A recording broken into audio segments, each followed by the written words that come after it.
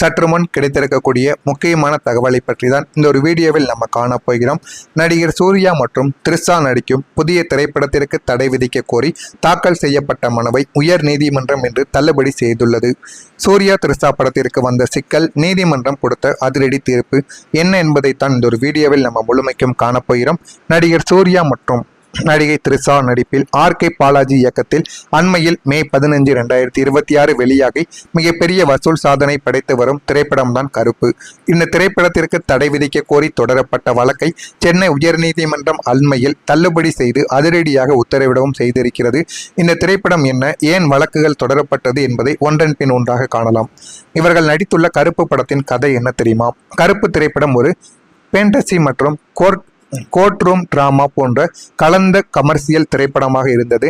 இதனுடைய கதை என்னவென்றால், ஏழை எளிய மக்கள் தங்களது நியாயமான வழக்குகளுக்காக பல ஆண்டுகள் நீதிமன்ற படிக்கட்டுகளில் ஏறி இறங்குவதையும், அங்குள்ள ஊழல் நிறைந்த வழக்கறிஞர்கள் மற்றும் அமைப்புகளால் அவர்கள் எப்படி ஏமாற்றப்படுகிறார்கள் என்பதையுமே படமாக இவர்கள் எடுத்திருந்தார்கள்.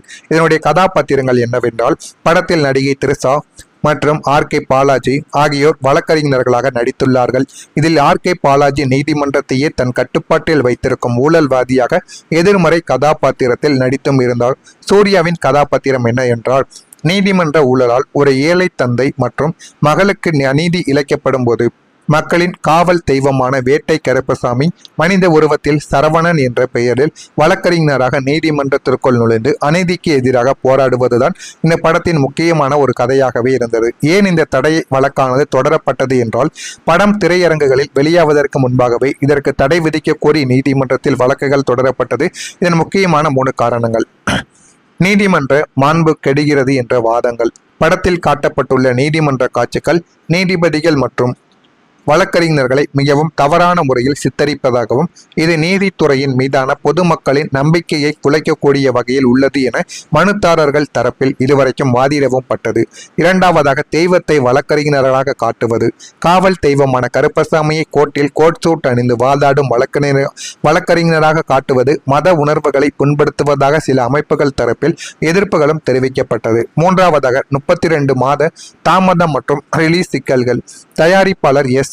பிரபுவின் இந்த ட்ரீம் வாரியர் பிக்சர்ஸ் தயாரிப்பில் உருவான இப்படம் பல்வேறு நிதி மற்றும் தயாரிப்பு சிக்கல்களான 32 மாதங்கள் தாமதமாகி ரிலீஸின் போது கடைசி நேரத்திலும் காலை 9 மணி காட்சிகள் ரத்து போன்ற பல நெருக்கடிகளை இந்த ஒரு படமானது சந்தித்தது.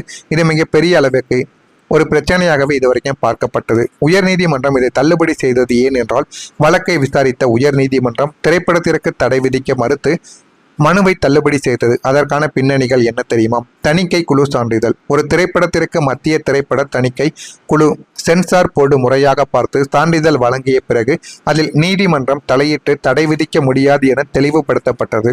இரண்டாவதாக, கருத்து சுதந்திரம். இது ஒரு கற்பனையான மற்றும் பேண்டசி கதையை அடிப்படையாக கொண்ட திரைப்படம் என்பதால் படைப்பாளிகள் சுதந்திரத்தில் தலையிட முடியாது என நீதிமன்றம் கருதியது.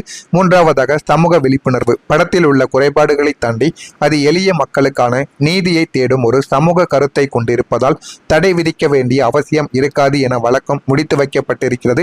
தற்போதைய நிலை என்னவென்றால், நீதிமன்ற தலைகள் மற்றும் ரிலீஸ் சிக்கல்களை தாண்டி வெளியான கருப்பு திரைப்படம் தற்போது உலகளவில் 200 கோடி வசூலை நெருங்கி நடிகர் சூர்யாவின் திரைப்பயணத்திலேயே மிகப்பெரிய வசூல் சாதனை படைத்த திரைப்படமாக இது உருவெடுக்கிறது என்றும் அனைவராலும் பார்க்கப்படுகிறது. உங்களுடைய கருத்துக்கள் என்ன, நீங்கள் என்ன நினைக்கிறீர்கள் என்பதை ஒவ்வொன்றாக தெளிவாகவும் கூறவும் மறக்காம நம்முடைய சேனலுக்கு நீங்கள் புதிய பார்வையாளராக இருப்பேன். மறக்காம நம்முடைய சேனலையும் சப்ஸ்கிரைப் செய்து வைத்துக் கொள்ளுங்கள். நன்றி, வணக்கம்.